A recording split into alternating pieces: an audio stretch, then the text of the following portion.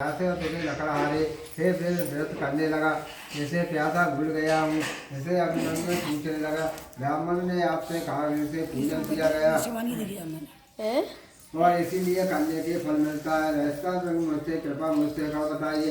उसी समय ब्राह्मणों को इच्छाओं की भी संपूर्ण श्री सत्यनारायण भगवान का व्रत करने वाले दुखों को और कृपा मुझसे मेरे से कहो।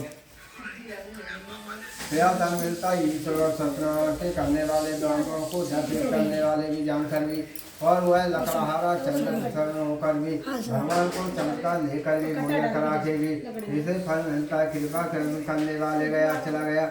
अगले दिन भी लकड़हारे ने अपने मन में विचार संकल्प किया, जो भी इसे गांव और इसे लकड़ी बेचने वाला जो धन मिलेगा उसे श्री सत्यनारायण भगवान का जेठ व्रत में करूँगा। ऐसे मन में विचार किया गया।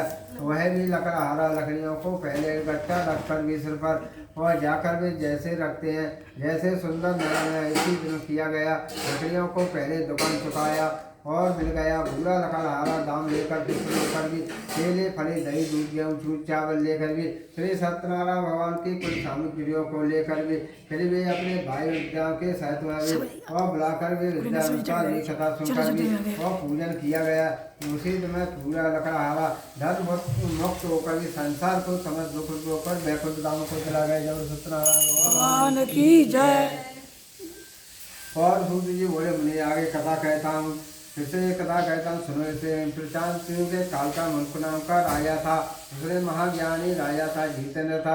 सत्य और जितेंद्र प्रत्येक दिन मंदिरों के जाता था और गरीबों को धन देकर और कष्ट दूर करता था। दुखों को हरने वाले यशु की पत्नी और कमल मुक्ति और मुक्त के करने वाले सत्य और ध्यान से एक दिन भी चंद्र लीला और नटपट दोनों को श्री विद्या जैसे श्री सत्यनारायण भगवान का व्रत करते हुए देखा।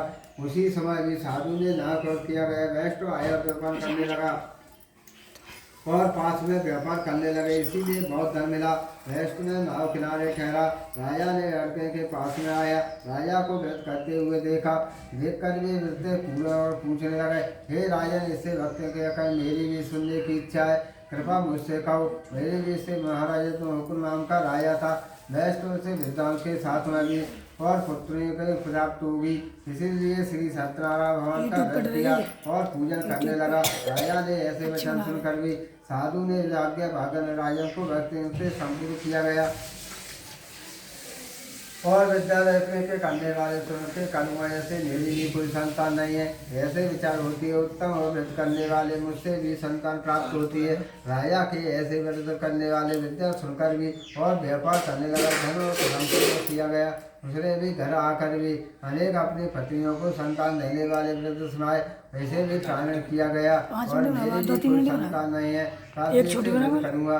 ज्येष्ठ और वचन सुनकर भी अपनी पत्नी लीलावती से कहे। एक दिन स्थिति लीलावती ने सत्यनारायण भगवान की कृपा से और गर्भवती हो गई। शायद में महीने में एक सुंदर कन्या का जन्म हुआ और दिनों दिन बढ़ने लगी। जैसे शुक्ल पक्ष चंद्रमा बढ़ता है और कन्या का नाम निकलावती रखा और शब्द नीति बोला है, अपने भी जो भगवान की कृपा से व्रत करूँगा और संकल्प किया है तो भी पूरा करूँगा।